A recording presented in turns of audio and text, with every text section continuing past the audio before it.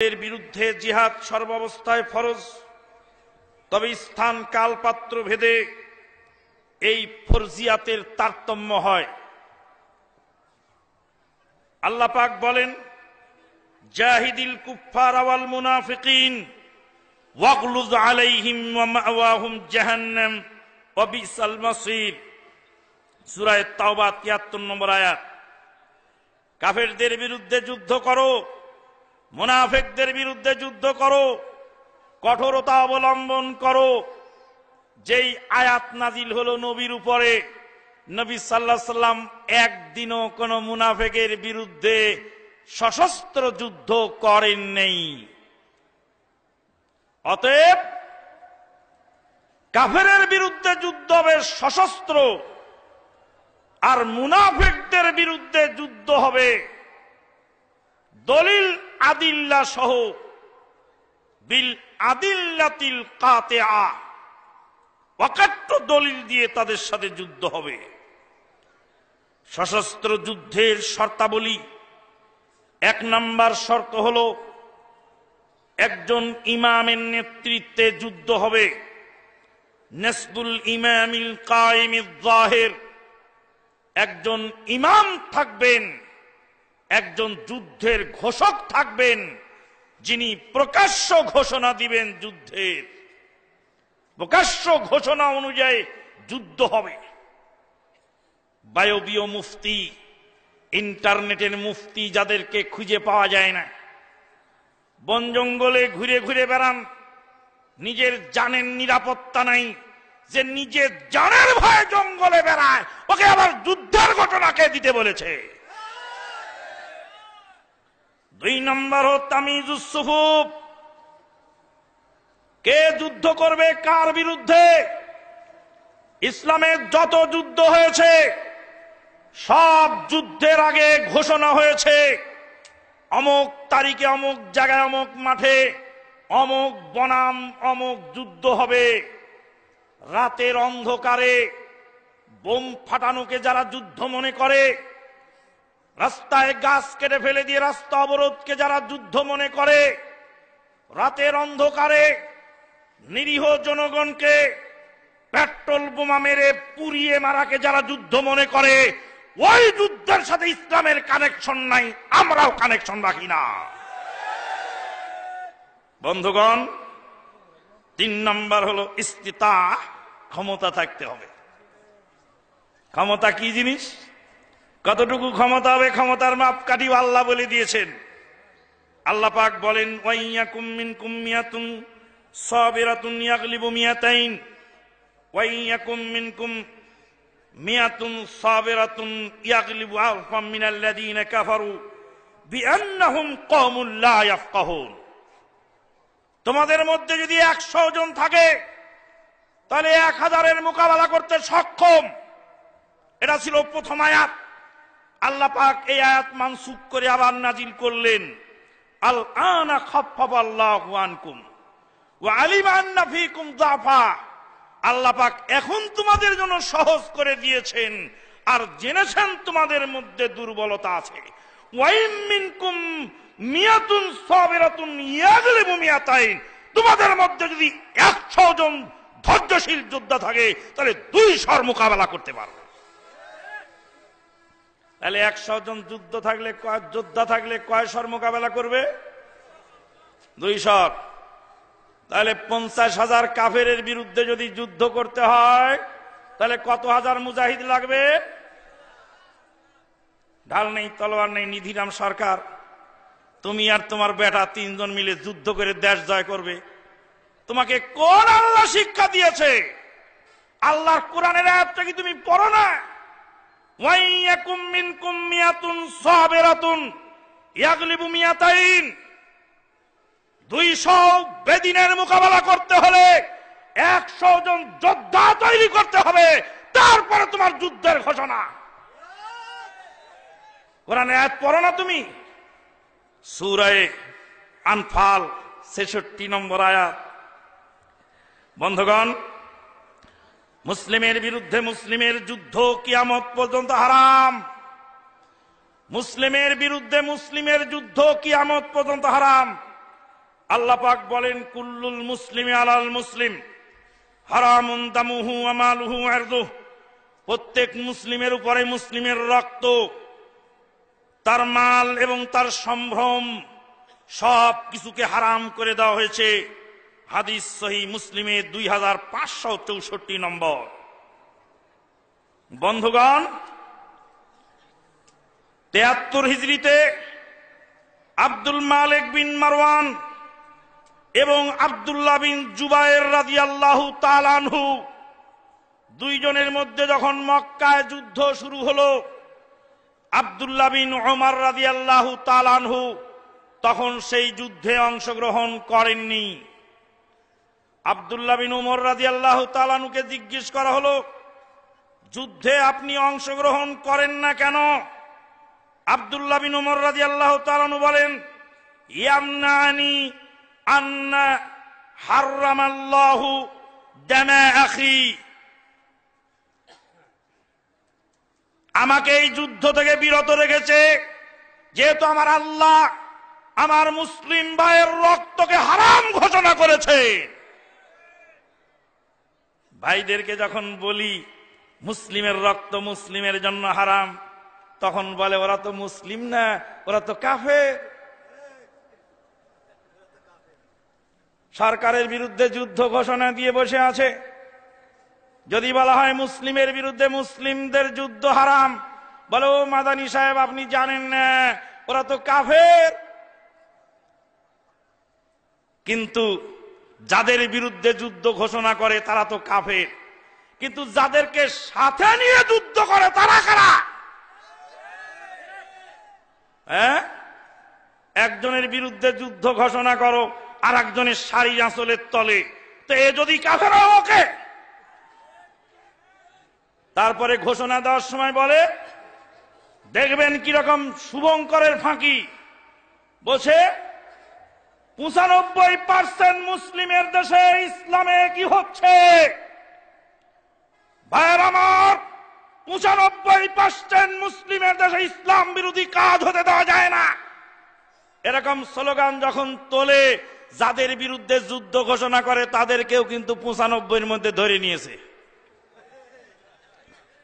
বন্ধুগণ, এরই নাম হলো দাগাবাজি, আর এরই নামই হলো ধোঁকাবাজি।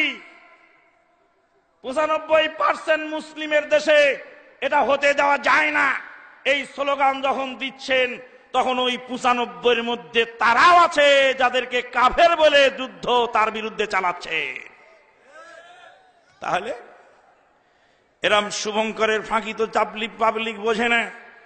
আপনি একবার তাদের বিরুদ্ধে যখন যুদ্ধ ঘোষণা করছেন তখন তারা কাফের, আর যখন দাবি তুলছেন তখন তাদেরকে গণনা করে নিচ্ছেন। যদি তারা যদি অমুসলিম হয় আপনার সাথে তর্কের খাতিরে মেনে নিলাম, তাহলে আপনার মতো মুসলিম কয়জন আছে? ইসলামের দাবি কেন আপনি তুলছেন? বন্ধুগণ, জিহাদ কখন ফরজে আইন হয়? যখন কোন মুসলিমের দেশ আক্রান্ত হয় আর রাষ্ট্রপতি তাকে যুদ্ধ যাওয়ার জন্য নির্দেশ দেন, তখন ওই ব্যক্তির জন্য যুদ্ধ ফরজে আইন হয়ে যায়। আমাদের দেশ যদি কোনো অমুসলিম দেশ কর্তৃক আক্রান্ত হয়,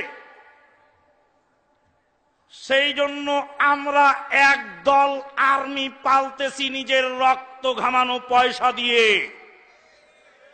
ওই আর্মির জুতাটা আমাদের টাকায় কেনা, ওই আর্মির গায়ের জামাটা আমাদের টাকায় কেনা, ওই আর্মির গাড়ির তেলটা আমাদের টাকায় কেনা, ওই আর্মির পায়ের জুতাটা আমাদের টাকায় কেনা। বিমান বাহিনী আছে, নৌবাহিনী আছে, এ সমস্ত বাহিনী আমরা পালছি, আমরা দেশের জনগণ নাগরিক। আমাদের সরকার বাহাদুর এই টাকা দিয়ে তাদেরকে পালছেন বহির্বিশ্বের আক্রমণ থেকে দেশকে প্রোটেকশন দেওয়ার জন্য। তোমার মতো লালুকে রাস্তায় নামতে হবে না। রাস্তায় তখনই নামা বৈধ হবে যখন আর্মিরা অপারগতা করবে, বিডিআর অপারগতা করবে, প্রকাশ করবে, বিমান বাহিনী নৌবাহিনী অপারগতা প্রকাশ করবে, এখন বলবে সিভিল থেকে লোক লাগবে, তখন সরকার যাকে দায়িত্ব দিবে সে যুদ্ধে নামবে। কোন লালু ভুলু মুক্তির কথায় যুদ্ধে নামার অনুমতি ইসলাম দেয় নেই। যদি আল্লাহর অনুমতি ছাড়া যুদ্ধ চলতো, সেদিন ইয়াসের পরিবারকে নবীর সামনে ডিস্ট্রয় করে দেওয়া হলো, নবী কমস কম একটা ঘুষি হয়েও মারতে পারতেন, কিন্তু মারেন না, কারণ আল্লাহর অর্ডার ছাড়া চলে না। 2 নম্বর বিষয় জানতে হবে, যুদ্ধ যেমন চলছে বেদিনদের মুসলিমদের যুদ্ধ সেরকম হবে। এখন বর্তমান জামানায় মিলিটারি অ্যাটাকের চেয়ে সাংস্কৃতিক অ্যাটাক চলছে বড় ভয়াবহ কায়দায়। তাই সৌদি আরবের প্রধান মুফতি শেখ আব্দুল আজিজ বিন আব্দুল্লাহ বিন বাজ রাহিমাহুল্লাহ বলেছিলেন, মিলিটারি অ্যাটাকের চেয়ে সাংস্কৃতিক অ্যাটাক আরো ভয়াবহ। সাংস্কৃতিক অ্যাটাক থেকে বাঁচার জন্য জাতিকে সচেতন করা জরুরি। এটা হলো বর্তমান জামানার সবচেয়ে বিশেষ প্রয়োজন, যেটাকে বলা হয় আল গাজুল ফিকরি। মুসলিম জনপদে বোমা ফাটিয়ে, মুসলিম জনপদে বোমা ফাটিয়ে মুসলিম জনপদে মানুষ খুন করে জিহাদ করা যায় না। ওই জিহাদ ইসলাম সমর্থন করেনি। কোন মানুষকে, কোন মুসলিমকে কাফের গণ্য করার জন্য 1 নম্বর বিষয় জানতে হবে, শারঈ দলিল ছাড়া কাউকে কাফের বলা যায় না।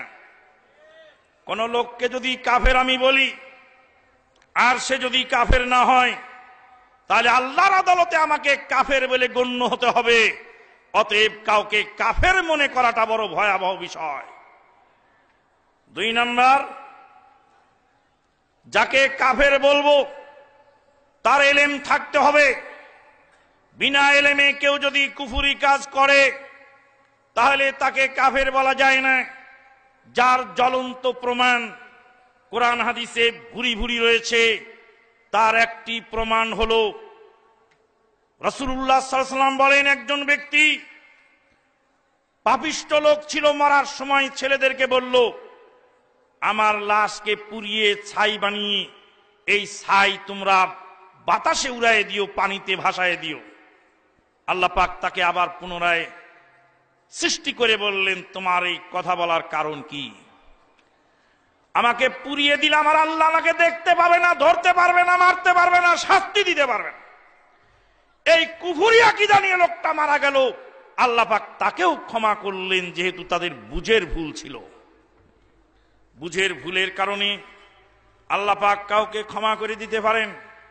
আমি যাকে কাফের বলবো সেক্ষেত্রে আমারও ইলম থাকা জরুরি।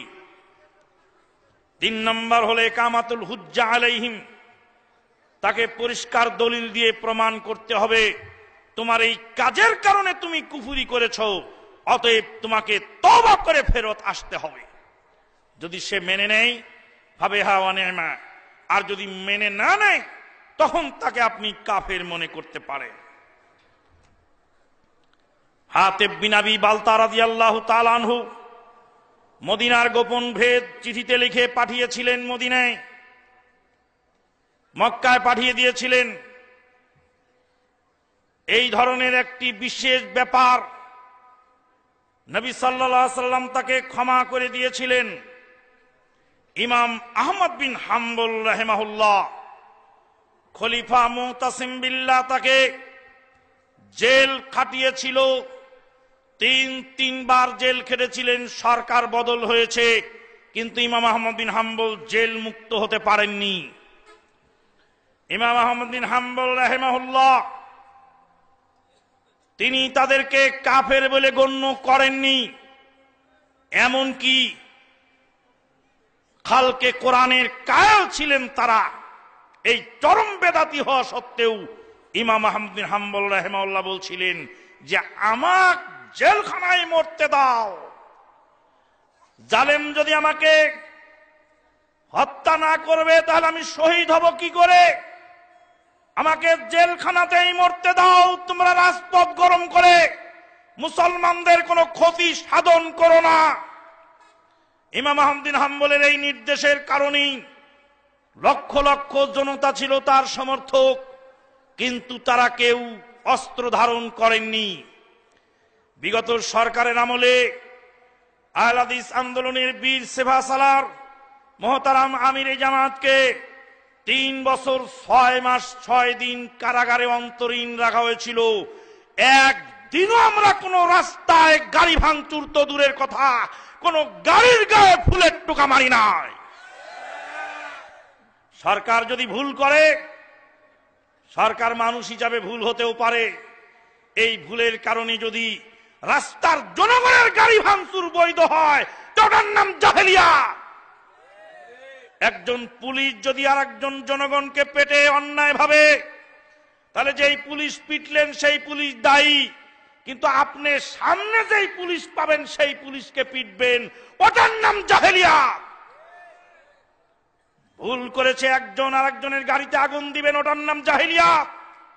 আমার ভাই অপরাধ করেছে আমাকে পিটবেন, ওটার নাম জাহেলিয়া। অমুক অঞ্চলের লোক অন্যায় করেছে দেখে ওই এলাকার লোককে পিটতে হবে, এটার নাম জাহেলিয়া। এটা ইসলাম নয়, এই ইসলামের সাথে আমাদের সম্পর্ক নাই। কিন্তু দুঃখজনক হলো সত্য, দুঃখজনক হলো সত্য, সারা জীবন জঙ্গি বিরোধী বক্তৃতা আমরাই দেই, উচ্ছৃঙ্খলা বিশৃঙ্খলার বিরুদ্ধে আমরাই কথা বলি, আমরা ইসলামের সুশীতল ছায়াতলে শান্তভাবে সুন্দরভাবে মানুষকে আহ্বান জানাই, তারপরেও আমাদেরকেই বলা হয় আমরা নাকি জঙ্গি। নাউযুবিল্লাহ মিন যালিক। আল্লাহ পাক আমাদেরকে হেফাজত করুন, আল্লাহুম্মা আমিন। ওয়া আখিরু দাওয়ানা আনিল হামদুলিল্লাহি রাব্বিল আলামিন। সকালে আবার ফজরের পরে আপনাদের সাথে আরেকবার দেখা হবে ইনশাআল্লাহ। আসসালামু আলাইকুম ওয়া রাহমাতুল্লাহি ওয়া বারাকাতুহু। সুবহানাকাল্লাহ।